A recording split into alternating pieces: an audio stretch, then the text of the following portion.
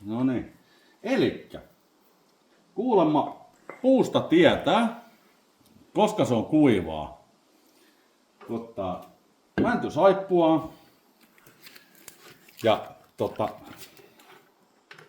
laittaa sitten puun päähän. Oho, niin vähän reilusti. Ja sitten ottaa paineilmaa.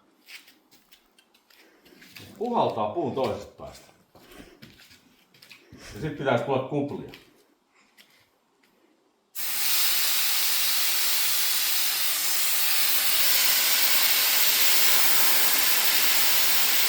Kuka uskoo, että tällainen toimii?